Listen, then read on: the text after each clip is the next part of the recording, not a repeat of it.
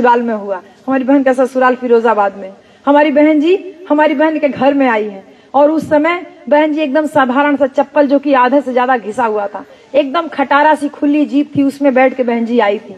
कार्यकर्ता लोगों के लिए जहां भोजन बन रहा था, हमारी बहन जी उसी जगह पहुंच गई। सब पूड़ी तल रहे थे, हमारी बहन जी भी वहां पे बैठ के पूड़ी तल रही थी। ये कार्यकर्ताओं के प्रति उनका डेडिकेशन था, ये उनका समर्पण था बहन जी का, कि ये नहीं सोचा कि मैं किसी पार्टी की मुखिया बनी हूँ, मेरे कार्यकर्ता लोग भूखे न जाए। तो जैसे सब लोग कार्यकर्ता बैठ के सिखवा रहे थे, वैसे हमारी बहन जी भी वहां। तो बहन जी को जब लोगों ने देखा तो कहा, बताइए इतनी बड़ी बहन जी है, इतना बड़ा बड़ा मीटिंग होता है और कितना टूटा सा एकदम घिसा हुआ चप्पल पहन करके आई है।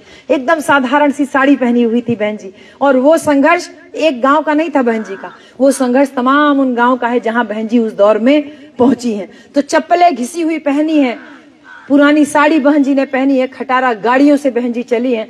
माननीय बहन जी ने तो खुद बताया कि वो चुनाव का प्रचार बस तक से किया है उन्होंने, यानी बस से चुनाव का प्रचार। आज आप सोच सकते हो कि बस से चुनाव का प्रचार हो सकता है। हमारी बहन जी ने बस से भी चुनाव का प्रचार किया। ऐसा संघर्ष करने वाली माननीय बहन जी साहब के साथ निकल पड़ी और नारा दिया, वोट हमारा, राज तुम्हारा, नहीं चलेगा, नहीं चलेगा। उस संघर्ष को जिंदा रखने के लिए वोट हमारा, राज तुम्हारा, नहीं चलेगा, नहीं चलेगा। अरे संख्या हमारी ज्यादा, वोट हमारा ज्यादा, तो राजा तुम्हारा, नहीं चलेगा, नहीं चलेगा। और माननीय बहन जी जब बोलती थी तो जमाना सुनता था। वही साहब कांशीराम की मीटिंग में जहां 10,000 20,000 जनता जुटती थी, हमारी बहन जी की मीटिंग शुरू हुई तब 50,000 1-1 लाख जनता जुटने लगी, क्योंकि एक औरत बोलती है तो जमाना बहन जी सुनता है। उस दौर में जब बेटियां ठीक से पढ़ने को नहीं पाती थी, सांझ ढलने से पहले घर के भीतर आ जाती थी, उस दौर में हमारी मायावती जी लालटेन की रोशनी में, टार्च की रोशनी में, ट्रैक्टर की रोशनी में गांव गांव में मीटिंग लिया करती थी। आज मुंह उठा के कोई भी कुछ भी बोल दे रहा है। अरे उस जमाने में मोबाइल फोन नहीं हुआ करता था, उस जमाने में सबके पास कैमरा भी नहीं हुआ करता था। नहीं तो जितना संघर्ष मेरी बहन जी ने किया, आज के नेता मूंछों पे ताव दे के खाली चमार चमार बन के लड़कों पे मुकदमा जो लदवाते हुए फिर रहे हैं, उन्होंने क्या संघर्ष किया? उनको तो जमीन मिला हुआ है कि आज वो चमार चमार कहते फिर रहे हैं बहन जी।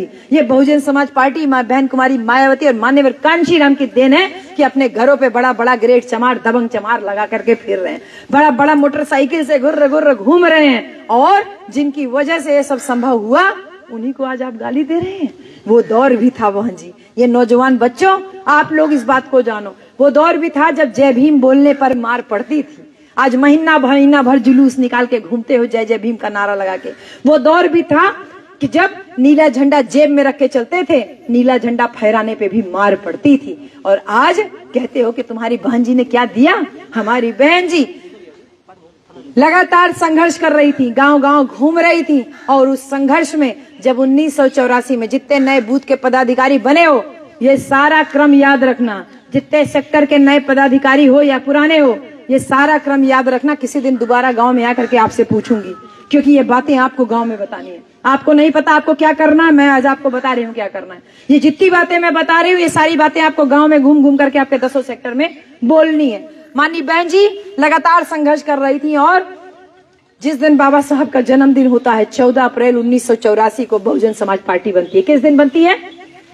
14 अप्रैल 1984 को बहुजन समाज पार्टी बनती है। और नारा जो बुलंद होता है, वोट हमारा, राज तुम्हारा, नहीं चलेगा, नहीं चलेगा। 5 साल तक लगातार संघर्ष चलता है। और 1989 में हमारी बहन जी पहली बार सांसद चुन करके संसद पहुंचती हैं बिजनौर की सीट से। इस आजमगढ़, मऊ तो जिला भी अलग हुआ है, पहले ये आजमगढ़ का ही हिस्सा था। इस आजमगढ़ जिले से रामकिशुन यादव जी भी बहन जी के साथ सांसद बन के गए।